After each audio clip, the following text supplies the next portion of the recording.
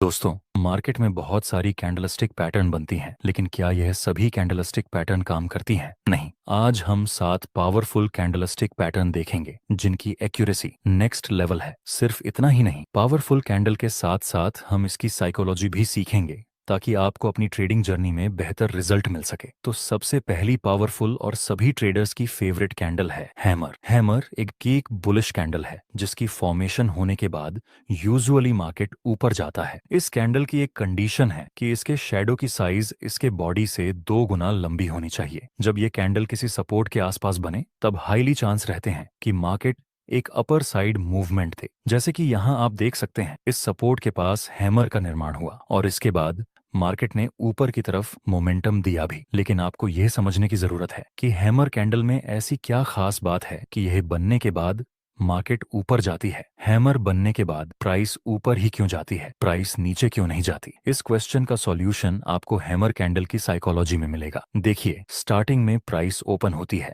और सेलर्स की वजह से प्राइस नीचे गिरने लगती है, पर किसी इंपॉर्टेंट सपोर्ट के पास बायर्स एक्टिव होते हैं और प्राइस को ऊपर की तरफ पुश करते हैं। एंड में प्राइस जहां ओपन हुई थी उसके भी ऊपर बायर्स प्राइस को क्लोज करवाने में कामयाब रहते हैं। शुरुआत में सेलर्स ने पूरी कोशिश की थी प्राइस को नीचे गिराने की, लेकिन एंड में बायर्स ने पूरा कंट्रोल लेकर अपना डोमिनेंस दिखाया, जिसके बाद हमें हैमर कैंडल जैसी फॉर्मेशन मिलती है। इस कैंडल में अभी बायर्स का डोमिनेंस है। जब दूसरी कैंडल भी इस हैमर के हाई के ऊपर क्लोज हो जाए तब हम कंफर्म हो जाते हैं कि अब प्राइस यहां से एक अपर साइड मूवमेंट दे सकती है, क्योंकि यह दोनों ही कैंडल में बायर्स का डोमिनेंस है। अब दूसरी इंपॉर्टेंट कैंडल देखते हैं जो कि सेलर्स की पसंदीदा कैंडल में से एक है, वह है शूटिंग स्टार। शूटिंग स्टार एक भी बेयरिश कैंडल है जिसकी फॉर्मेशन होने के बाद यूजुअली प्राइस नीचे गिरती है। इसकी भी एक कंडीशन है कि इसके शैडो की लंबाई इसके बॉडी से मिनिमम 2 गुना ज्यादा होना चाहिए। जब यह कैंडल किसी रेजिस्टेंस के आसपास बने तो हाईली चांस रहेंगे कि प्राइस नीचे गिरे। जैसे आप देख सकते हैं, यहाँ मार्केट पहले अपर ट्रेंड में मूव कर रहा था, फिर हमें एक पुल बैक देखने को मिला और इस रेजिस्टेंस के पास हमें एक शूटिंग स्टार की फॉर्मेशन मिली। अब संभावना है कि यहाँ से फिर से प्राइस में एक गिरावट देखने को मिले। लास्ट में हमें सेलिंग प्रेशर मिला भी। अब इस कैंडल की साइकोलॉजी समझते हैं। स्टार्टिंग में प्राइस ओपन होती है और बायर्स प्राइस को ऊपर पुश करते हैं, पर किसी इंपॉर्टेंट रेजिस्टेंस के पास सेलर्स एक्टिव हो जाते हैं और वे प्राइस को नीचे धकेलने लगते हैं। कैंडल की शुरुआत में बायर्स ने पूरी कोशिश की थी प्राइस को ऊपर ले जाने की, लेकिन वे सब लोग असफल रहे और अंत में सेलर्स ने पूरा पावर दिखाकर प्राइस को नीचे की तरफ पुश कर दिया। इस कैंडल में सेलर्स का पावर दिख रहा है, इसलिए हम बोल सकते हैं कि अगर दूसरी कंफर्मेशन कैंडल इस शूटिंग स्टार के लो के नीचे क्लोज हो जाए तब हम सेल में एंट्री कर सकते हैं, क्योंकि यहाँ दोनों कैंडल में ही सेलर्स का प्रेशर है। अब हैमर और शूटिंग स्टार के बाद तीसरी पावरफुल कैंडल देखते हैं, वह है three white soldier. Three white soldier एक बुलिश पैटर्न है जिसमें 3 कैंडल का कॉम्बिनेशन होता है। थ्री व्हाइट सोल्जर की कंडीशन है कि यह तीनों कैंडल की बॉडी ज्यादा होनी चाहिए और शैडो मिनिमम, जिसमें हर एक कैंडल की क्लोजिंग प्राइस पिछली कैंडल के हाई से ऊपर होनी चाहिए और तीनों कैंडल का कलर ग्रीन होना चाहिए। जब यह कैंडलस्टिक पैटर्न किसी सपोर्ट के आसपास बने तब इसकी एक्यूरेसी नेक्स्ट लेवल तक पहुंच जाती है। दोस्तों, क्या आप इसको three white soldier pattern consider कर सकते हैं? नहीं, इसको हम थ्री व्हाइट सोल्जर कंसीडर नहीं कर सकते, क्योंकि इसमें दूसरी वाली कैंडल की क्लोजिंग प्राइस इस फर्स्ट वाली कैंडल के हाई से नीचे है, इसलिए हम इसको थ्री व्हाइट सोल्जर पैटर्न नहीं बोल सकते। अब थ्री व्हाइट सोल्जर की साइकोलॉजी समझते हैं। पहली कैंडल बनती है और बायर्स का फुल पावर होने की वजह से प्राइस ऊपर ही क्लोज हो जाती है। दूसरी कैंडल ओपन होती है और इसमें भी बायर्स अपना डोमिनेंस दिखाकर प्राइस को ऊपर पुश करने लगते हैं। दूसरी कैंडल भी ऊपर ही क्लोज हो जाती है। आखिर में तीसरी कैंडल भी ओपन होने के साथ बायर्स फिर से एक्टिव हो जाते हैं और एक बार फिर से प्राइस को ऊपर पुश करते हैं और प्राइस ऊपर ही क्लोज हो जाती है। यह तीनों कैंडल में बायर्स का फुल पोटेंशियल है, इसलिए थ्री व्हाइट सोल्जर की एक्यूरेसी ज्यादा है। चलिए इसको एक एग्जाम्पल के साथ समझते हैं। यहाँ शुरुआत में प्राइस नीचे आता है, उसके बाद फिर से ऊपर चला गया। जहां से मार्केट ने ऊपर की डायरेक्शन में मूव किया था वह एरिया हमारे लिए सपोर्ट का काम करेगा। नेक्स्ट हम देखें तो प्राइस इसी सपोर्ट के पास तीन व्हाइट सोल्जर की फॉर्मेशन बनाता है, जो कि हाईली एक्यूरेट कैंडलस्टिक पैटर्न में से एक है। तो अब हम बाय में एंट्री कर सकते हैं, जिसमें स्टॉप लॉस इस 3 व्हाइट सोल्जर के लो से थोड़ा नीचे रखेंगे और प्रॉफिट टारगेट के लिए हम इस नजदीकी रेजिस्टेंस का यूज करेंगे। आगे हमारा प्रॉफिट टारगेट भी कंप्लीट हो चुका है। दोस्तों, आपके लिए एक क्वेश्चन है कि हैमर की एक्यूरेसी ज्यादा है या फिर 3 व्हाइट सोल्जर की? वीडियो को पॉज करें और आंसर अपने दिमाग में रेडी रखें। अगर आपने यह दोनों कैंडल की साइकोलॉजी ठीक से समझी होगी तो आप इसका आंसर तुरंत दे पाएंगे। एक जरूरी बात, अगर आप चार्ट्स पर मल्टीपल इंडिकेटर्स का उपयोग करते हैं या एक साथ 4-5 चार्ट्स देखते हैं तो आपके पास ट्रेडिंग व्यू का प्रीमियम प्लान होना जरूरी होता है। इसका कॉस्ट 12,000 रुपये पर ईयर है। अगर आप ट्रेडिंग व्यू का सब्सक्रिप्शन फ्री में चाहते हैं तो आप अपना डिमैट अकाउंट शाम को ट्रेडिंग ऐप में खोल सकते हैं। अपने ट्रेडिंग को इम्प्रूव करने के लिए सैमको में स्विच करें। सैमको आपकी ट्रेडिंग हिस्ट्री का एनालिसिस करके आपको आपकी गलतियों के बारे में बताता है, जिन्हें जानकर आप अपनी ट्रेडिंग को और बेहतर बना सकते हैं। एक ही प्लेटफॉर्म पर सभी एसेट क्लास में ट्रेड कर सकते हैं, जिसमें कमोडिटी डेरिवेटिव्स और करेंसी डेरिवेटिव्स भी शामिल हैं। यहां अकाउंट ओपनिंग फ्री है और पहले साल के लिए अकाउंट मेंटेनेंस भी फ्री है। म्यूचुअल फंड और आईपीओ में कोई कमीशन नहीं है। बाकी सभी एसेट क्लास में ट्रेड करने पर केवल 20 रुपए पर ऑर्डर ब्रोकरेज लिया जाता है और यहाँ कोई भी हिडन चार्ज नहीं है। 1000 से ज्यादा स्टॉक्स पर 4 गुना लेवरेज मिलता है, जिसे आप लाइफ टाइम तक होल्ड कर सकते हैं। यहाँ पर आपको ट्रेडिंग व्यू का प्रीमियम वर्जन मिलता है, जहाँ आप मल्टी चार्ट लेआउट और 50 से भी ज्यादा इंडिकेटर्स का इस्तेमाल कर सकते हैं और चार्ट्स पर ही बाइंग और सेलिंग के ऑर्डर प्लेस कर सकते हैं। साथ साथ अपने स्टॉप लॉस और टारगेट को भी मैनेज कर सकते हैं। अगर आप डिस्क्रिप्शन में दिए गए लिंक से सैमको ब्रोकर ज्वाइन करते हैं तो आपको सीबी से रजिस्टर्ड एडवाइजर द्वारा दी गई रियल टाइम ट्रेडिंग एडवाइस बिल्कुल फ्री मिलेगी। डिसाइड ऐसे नहीं, सीधा ग्रो की ऑप्शन चेन पर करो, क्योंकि ये है फास्ट और यहाँ आपको मिलेगी वो सारी इंपॉर्टेंट इन्फॉर्मेशन जैसे प्राइस, ओपन इंटरेस्ट और बहुत कुछ एक ही जगह। तो अब ग्रो पर ट्रेड करो वैसे मन करे जैसे।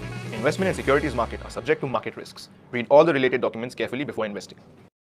देखिए, हैमर कैंडल में भी बायर्स का पावर होता है और 3 व्हाइट सोल्जर में भी, लेकिन हैमर में सिर्फ एक कैंडल को बायर्स का पावर मिलता है, जहां 3 व्हाइट सोल्जर में तीनों ही कैंडल को बायर्स का पावर मिलता है। इसलिए 3 व्हाइट सोल्जर की एक्यूरेसी ज्यादा रहती है इन कंपैरिजन टू हैमर। आपकी नेक्स्ट हाईली एक्यूरेट कैंडल है 3 ब्लैक क्रो। इसमें तीनों कैंडल का इतना है कि 3 ब्लैक क्रो में तीनों कैंडल का कलर रेड होना चाहिए। बाकी सारी कंडीशन 3 व्हाइट सोल्जर जैसी ही हैं। यहाँ पर आप देख सकते हैं प्राइस पहले ऊपर जाता है, फिर एक हल्का सा पुलबैक के साथ नीचे गिरता है। जहां से प्राइस नीचे गिरा उस एरिया को हम एज अ रेजिस्टेंस यूज कर सकते हैं। आगे प्राइस इस रेजिस्टेंस के पास 3 ब्लैक क्रो की फॉर्मेशन बनाता है, जो एक बेरिश सिग्नल है। तो फिर अब हम सेल में एंट्री कर सकते हैं। स्टॉप लॉस इस 3 ब्लैक क्रो के हाई से थोड़ा सा ऊपर और प्रॉफिट टारगेट के लिए हम नजदीकी सपोर्ट का यूज करेंगे। नेक्स्ट, एक बड़ी गिरावट के साथ हमारा प्रॉफिट टारगेट कंप्लीट हो गया। चलिए इसकी साइकोलॉजी समझते हैं। स्टार्टिंग में प्राइस ओपन होती है और सेलर्स की वजह से प्राइस नीचे आती है और नीचे ही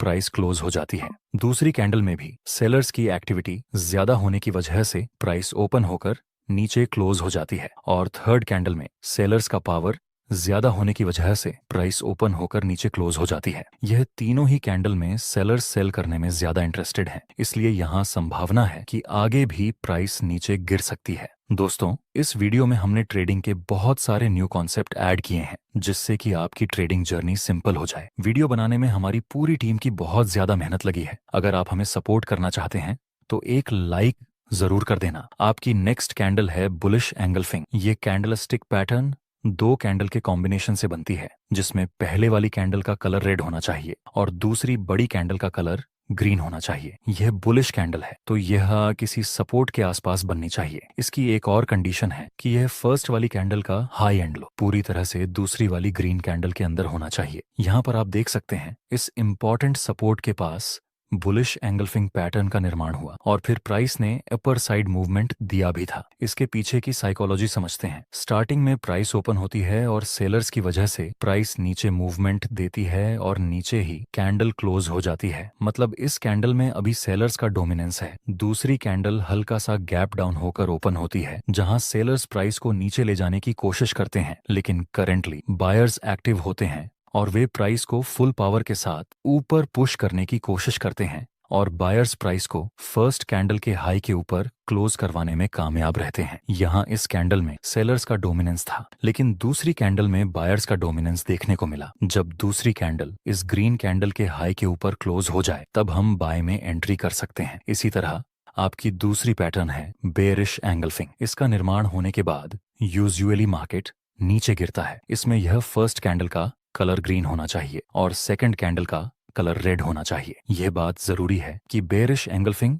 किसी रेजिस्टेंस के आसपास बननी चाहिए, तभी इसकी एक्यूरेसी बेहतर रहेगी। इसमें भी यह फर्स्ट कैंडल का हाई और लो पूरी तरह से इस सेकंड कैंडल के अंदर होना चाहिए। आप देख सकते हैं यहाँ इस इंपॉर्टेंट रेजिस्टेंस के पास एक बेयरिश एंगल्फिंग का निर्माण हुआ और फिर प्राइस ने एक डाउन साइड की मूवमेंट दी थी। इसकी क्या साइकोलॉजी है, चलिए देखते हैं। शुरुआत में प्राइस ओपन होती है और बायर्स की वजह से प्राइस ऊपर की तरफ मूवमेंट देती है और ऊपर ही क्लोज हो जाती है। दूसरी कैंडल हल्का सा गैप अप के साथ ओपन होती है और धीरे धीरे ऊपर जाती है, लेकिन सडनली सेलर्स एक्टिव होते हैं और वे प्राइस को बहुत ही ज्यादा नीचे ले जाते हैं। लास्ट में दूसरी कैंडल फर्स्ट कैंडल के लो के नीचे क्लोज हो जाती है। इस फर्स्ट कैंडल में बायर्स का डोमिनेंस था, लेकिन दूसरी कैंडल में सेलर्स ने अपना पोटेंशियल दिखाया। जब कंफर्मेशन कैंडल इस रेड कैंडल के नीचे क्लोज हो जाए तब हम सेल में एंट्री कर सकते हैं। आपकी आखिरी कैंडलस्टिक पैटर्न है डोजी। दोस्तों, डोजी एक इंडिसीजन कैंडल है। डोजी कई तरह की होती है, जैसे कि dragon fly doji, long leg doji,